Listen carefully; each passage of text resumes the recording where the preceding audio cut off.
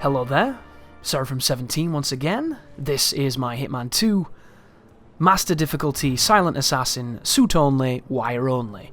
This is the second mission, it's in Miami, and the first thing you'll notice is there's a camera in this tunnel on the right hand side there that wasn't there before. But if you run past it at the speed I'm doing, the camera that's here will always be in a blind spot, enabling you to come down at the first part of this strategy. So the first part is all about speed. The second part is all about patience, because unfortunately we're going to have to wait for the lady to finish the race before I can get her with the wire. So if you come over to this corner, put your coin on, fling your coin past this worker, and then you can walk past her as she turns around, and then proceed to go through the elevator and climb up the pipe. I pick up the screwdriver then as a safety strat, just in case something goes wrong with the wrench. It also means I don't have to pick the wrench up if I don't want to, but you will pass it on your way, so it's easy to do, it's all up to you. As you get off the pipe here and open this doorway, there will be a camera just above you, so make sure you shoot it. And then there's going to be another camera coming up directly in front of you guarding the next door. So I always run towards these chairs and then I shoot it, and then the aimer doesn't do what it's supposed to do, so I have to manually shoot it, and there you go, the camera's down. Open this doorway, move to your left. There is no threat in this room. Coming up, you're going to stop at the bottom of the next stairs on the right, shoot up at the camera in the corner to get rid of it. And then from this moment onwards, there's only going to be one more extra camera coming up that's going to give you a problem. So enter this room, there's two guys, depending on how quick you are, depends on if the guy on the far side's looking at you. You'll notice he was transitioning then, so he gave me the ultimate opportunity to come through. I can then climb up here on the pipe, and then grab onto the ledge. And then, hopefully, when we go through this next door, and then we hook a right, they will not be coming out of the doorway as we drop down, but sometimes they can do that because the pathing here seems to be kind of wonky. If you get a bad pathing, it doesn't matter how fast you are, he will be coming out of this door onto this balcony and it gets really close then. However, usually that does not happen. Get rid of that camera, come over to this box, go up into cover against the box in a position that enables you to throw an item, and then you want to use that slit in the canopy above me to use it as your reference, but also make sure that your throwing arc does not hit the other deck chair with the canopy above it, because if it doesn't go far enough, it won't distract the guard long enough for you to kill the person he's guarding. Additionally, if you throw the wrong thing here, it won't throw far enough to give you enough of a distraction, and if you throw a coin, there's the opportunity that the guard will turn around and look back to his employer. The thing that I'm going to throw is going to guarantee that once we kill his employer, his path will deviate back to its normal route and he'll go back into the room. If you look at the little minimap now, we have a whole bunch of time waiting here, which is one of the downsides of this strategy. But do you see those two dots that are at the bottom right that are now moving? When they move up to the top, that tells you that you're getting close to the trigger for this character to move outside. The key to getting this throw correct is, do you see the box that's to my right, that beige box, the khaki box? When his guard head comes out the left-hand side of that box, when it becomes visible, that's when you want to throw. And then all you do is you wait for him to have the question mark and then turn around. And if you do this correctly and the game doesn't decide to be a bitch, the guy who you're trying to kill will do a little bit of a pirouette and then he'll reset looking out over the balcony. If this goes incorrect, which it can do, but it has never gone incorrect for me on my practice runs, he will default back to his pattern, and he will, instead of standing there, walk back in the room, and you've lost this opportunity, you'll have to wait again. But boom, there's the throw. Put the fibre wire on, come out of cover. Notice how he's looked away, and he's going to do a little spin. There's the spin, and then he resets back to the position, and wait for the question mark, wait for the turn. There it was. Start going. Do not press the wire next to his side, or you'll punch him in the neck and fail. Get the wire, and then drag him towards that door. The moment you get to the door will dictate whether or not this worked. It worked because he didn't see me. That means that guard will now default and go back to what he was doing. We can dump this guy in here, and then the slow part of the mission happens, which is really unfortunate because up to that point, this path was golden. So recount all of your journey up to this point, but do it in reverse. So we're going to climb all the way back up the pipe. We're going to do everything we did the same, except for the corridor that we ran through. We're going to now go down some stairs, and we're going to get out of this forbidden area, and then we can move towards killing her father. Killing the daughter. We just killed the father, my bad. This next section is It's tricky, guys. It's really tricky. And it's tricky because the game is intermittent. Be careful here. Depending on where you are and how long you took, depends on if the scientist is looking your way. Act accordingly and take your time. And then you can continue onwards. But there's two really random sections in this next strategy, which is probably going to be best remedied by doing an accident and doing it an easier way. As you come over here, when you exit this door, it's going to lead you out into an area where you're not trespassing, and now you can move as you please, and then we can do the second part.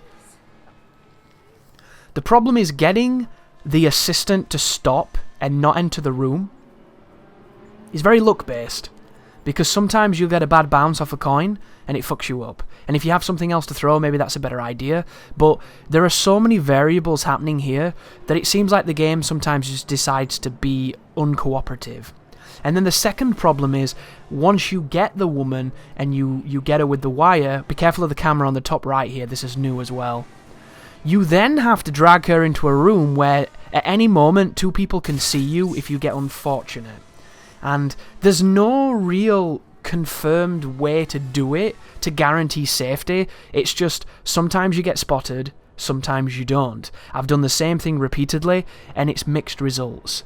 And I hate that as a guide walker because I want it all to work reliably for you guys, but understand that this project is not a standard walkthrough. Most people will never play the game the way that I'm playing it like, but I'm hoping my strategies will enable you to add this bit of experience and these paths into your own set of restrictions and have success. So that was a gunshot noise that sounded like it landed, and I didn't break the camera because the camera shooting in this game is garbage, and I really don't understand it. But once you shoot the camera, look at the guy here monitoring. As soon as he walks towards the back of the car, you can wait for him to settle. He'll look down to the right, then he moves to the left, and you can jump over without being spotted. Once you do that, you want to move just over here. Grab the screwdriver if you want to. I should have totally done that, but I didn't. And then when he starts walking, you're going to follow his path and then hook to the left here. Then jump over this concrete divider. And then from here, you're going to move towards a position where you can sit and wait for the 15 minutes that you're going to have to wait for the race to finish. And then that's when things get really interesting. So wait for her to finish the race, go all the way past you into the other area to celebrate, and then I would recommend using your save on her path back. As she starts walking back up the carpet towards the pit lane, that's when you want to drop your save. And this is where things get really tricky. So I'm going to throw the wrench into that piece of canopy there that's stretched up, the tarp that's covering the area just there, just as she gets to the edge of this area, and then I'm going to put my coin on. When the woman enters the doorway and moves to the right, you want to throw a coin out onto the carpet to stop the goddamn inquisitive assistant. She is the cancer here. If this works, you'll be fine. If it doesn't, she's going to see what's about to happen. This turns the boss around, you get to wire her, the door will shut itself because of poltergeists, and then you'll move all the way back towards here, depending on where the engineer is, and depending on the guy on the left, will depend on whether or not this works. If you get in like this, you can open this door, dump the body, and I make it look easy, don't I? But the person in the pit crew in this area, just in front of me now, they can see you, and so can the guy over there on his phone. And once again, guys, I don't know why it happens. I've done the same thing repeatedly, and I've got 3 out of 5 has gone the way I wanted it to. So if you're having problems, drop that safety save and use it. That's what it's for, guys. If you want to do it single segment, this strategy can definitely work, but you're going to be praying on the RNG gods that you don't get a dodgy bounce with the coin, or you're screwed. But because of the timing that we did there, the engineer went for a smoke, and then we can come around here and it's okay. There's one last curveball coming up. In this corridor, depending on how fast you were, you can have to pass 2 people. One of them is a dude with a bald spot, the other one is a guy in a flamingo suit. If you're quick, like I've been, they won't be here, but if you took a little bit longer getting out, you're going to have to wait for them to come through this tunnel, and I don't know how many there are, because it certainly feels like a bit of a bullshit play, but it happens. And then all you do is you run over to this, grab the divider, jump over the wall, and now we have to make our way back to the entrance. So be very careful here, guys, because you're going to see it as I see it. There are cameras that didn't exist on previous runs on this difficulty, and it's to kind of keep you on your toes.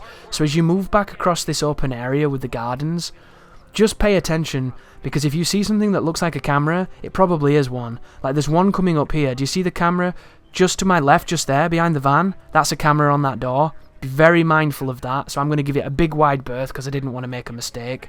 And then as I come up here, there's another one just there. Did you see that one on that violet wall?